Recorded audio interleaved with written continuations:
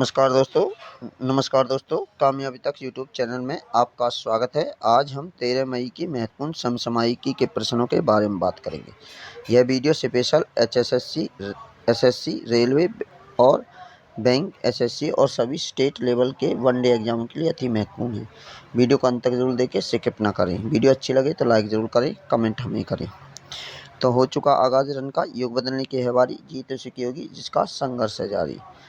तो current affair और GK को नस्तनाबूद करने के लिए हो जाएं तैयार। अपने साथ पेन, कॉपी और नोटबुक साथ लेकर बैठे। यदि आपकी इसकी पीडीएफ चाहिए तो हमारे टेलीग्राम चैनल को ज्वाइन कर सकते हैं। इसकी हम पीडीएफ आपको अवेलेबल करा देते हैं। तो आज का मोटिवेशन कोड क्या है? लक्ष्य एक होता है, रास्ते अनेक। कभी रास्ता बंद हो जाए तो रास्ता बदलें, लक्ष्य नहीं। आपका लक्ष्य एक होना चाहिए। अगर आपके लक्ष्य को प्राप्ति के रास्ते बंद हो जाते हैं तो आप उस रास्ते को छोड़कर अपने लक्ष्य पर बने रहें, लक्ष्य को ना छोड़ें। तो शुरू करते हैं 13 मई की महत्वपूर्ण समसामयिक न्यूज़। तो पहली जो न्यूज़ है, भारत ने 2020 के दौरान CRS के अनुसार मृत्यु दर में कितने प्रतिशत की वृद्धि दर्ज की गई है? तो ये दर्ज की गई है 6.2% की जीत दर्ज की गई है। तो CRS की फुल फॉर्म है सिविल रजिस्ट्रेशन सिस्टम। इसके अनुसार भारत ने 2020 में मृत्यु दर में वृद्धि देखी गई है 6.2%। तो अगली खबर है, अपन नियुक्तियों से गूगल क्लाउड ने अपेक का नेतृत्व करने के लिए जिटलैब के एंथनी मैकमोहन को नियुक्त किया है। तो गूगल की स्थापना 4 सितंबर 1998 को हुई। इसका हेडक्वार्टर कैलिफोर्निया, यूनाइटेड स्टेट में है और इसके वर्तमान CEO हैं सुंदर पिचई। डिजिटल इंश्योरेंस ने CEO जसलीन कोहली को CEO बनाया है। डिजिटल इंश्योरेंस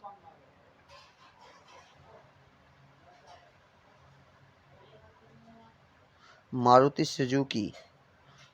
सुजुकी के CEO जो बने हैं हिसाशी तकाउची मारुति सुजुकी के CEO नियुक्त किए गए हैं।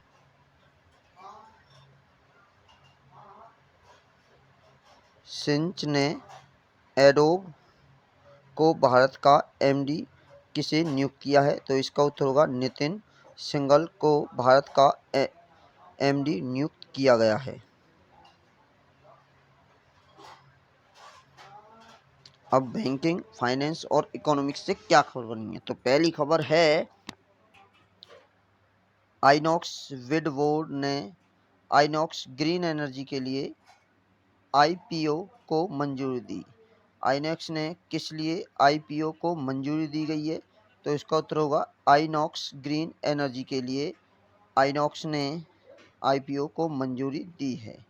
आइनॉक्स विंड की बात करते हैं। इसकी स्थापना 2009 में हुई। इसका हेडक्वार्टर उत्तर प्रदेश के नोएडा में है। अगली खबर है, सुविधाजनक NBFC साझेदारी को सुविधाजनक बनाने के लिए डिजिटल प्लेटफॉर्म किसने लॉन्च किया है? तो इसका उत्तर होगा बैंक ऑफ बड़ौदा के द्वारा डिजिटल प्लेटफॉर्म लॉन्च किया गया है NBFC साझेदारी को सुविधाजनक बनाने के लिए। NBFC की फुल फॉर्म है non banking financial companies. Bank of Baroda की बात करें तो इसकी स्थापना 20 जुलाई 1908 को हुई। हेडक्वार्टर इसका बड़ोदरा, गुजरात में है और CEO इसके संजीव चंदा इसके CEO हैं। अगली खबर है,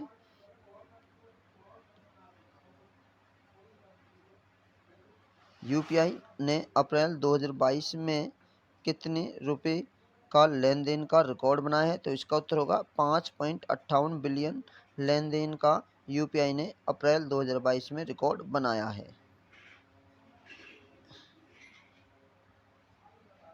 अगली खबर है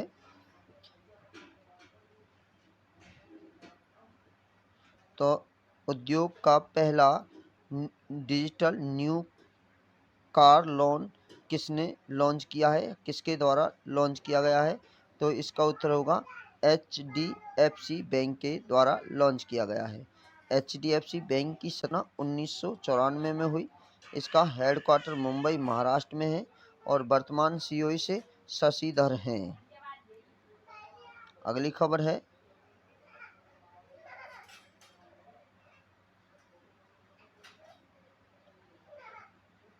स्टी ने किसके साथ समझौता किया है? स्टी ने HDC के साथ समझौता किया है।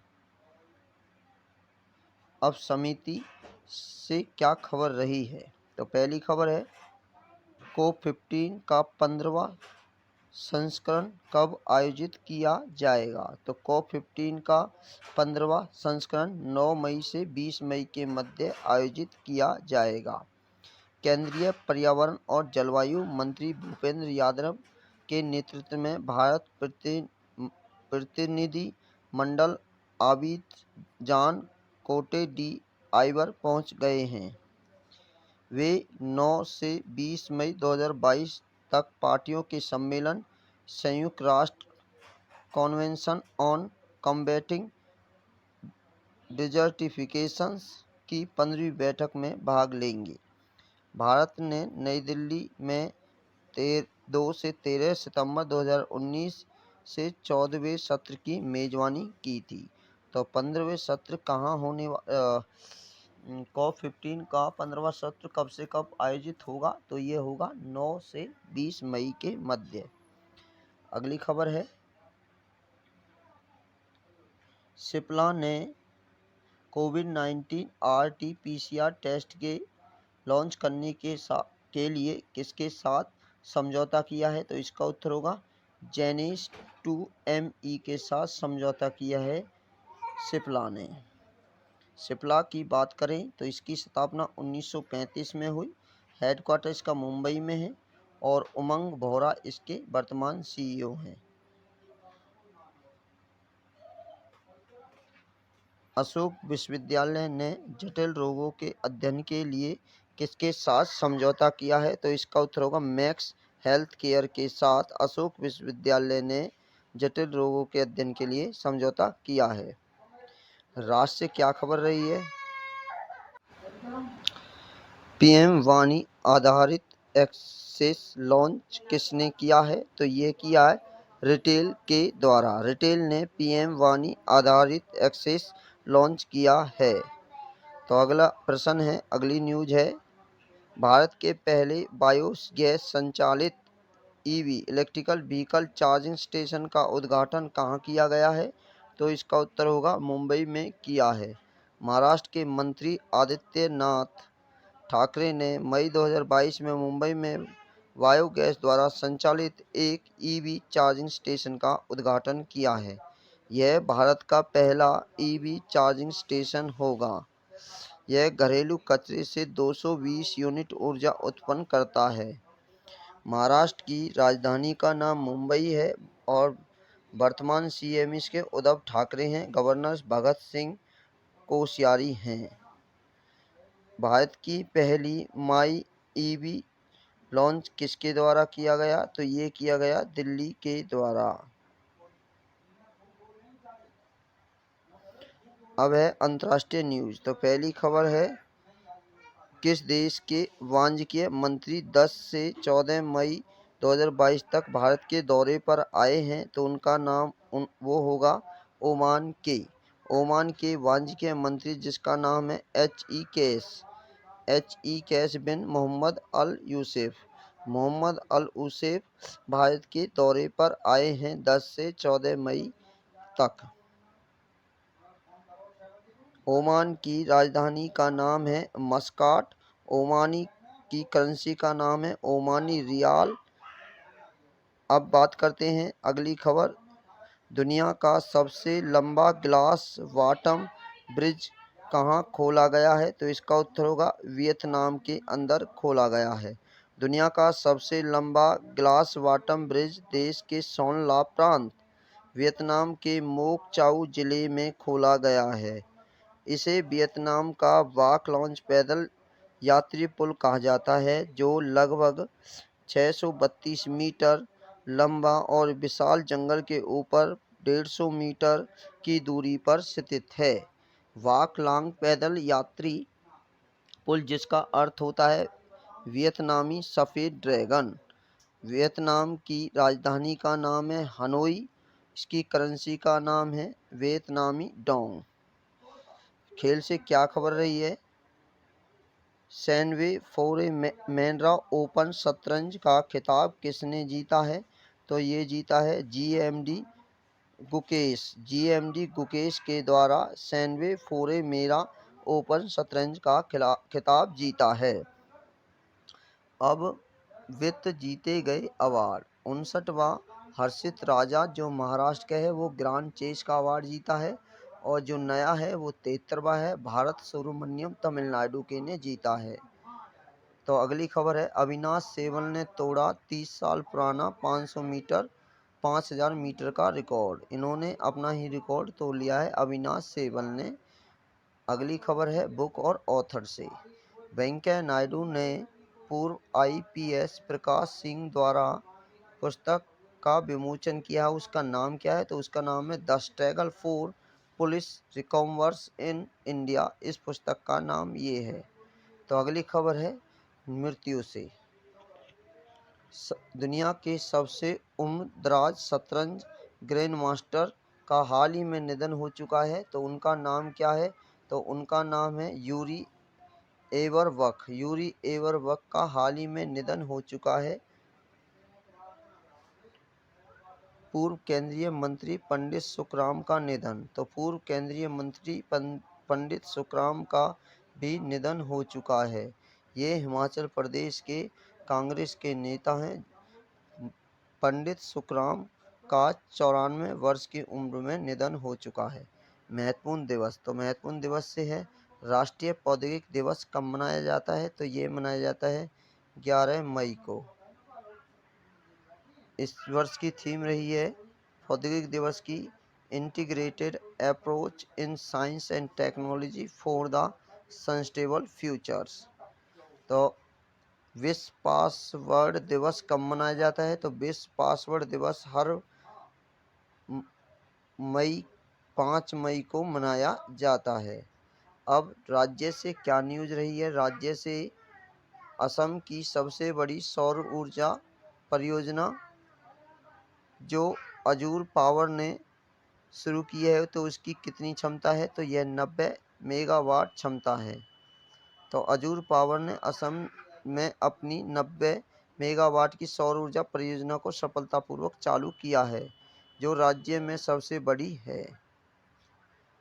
असम की राजधानी का नाम दिसपुर है। सीएम इसके हिमंत विश्व शर्मा हैं और गवर्नर जगदीश मुखी हैं।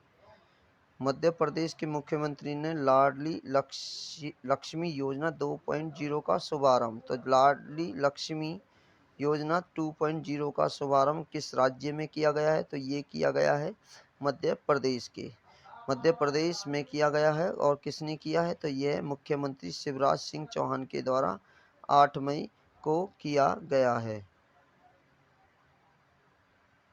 मध्य प्रदेश की राजधानी का नाम भोपाल है और सीएम इसके शिवराज सिंह चौहान है। गवर्नर इसके मंगू भाई सी पटेल हैं। अब हम बात कर लेते हैं 13 मई के वन लाइनर प्रश्न। तो 10 मई 2022 को पाकिस्तान ने किसे नई दिल्ली में व्यापार मंत्री नियुक्त किया है? तो इसका उत्तर होगा कमर जमान को।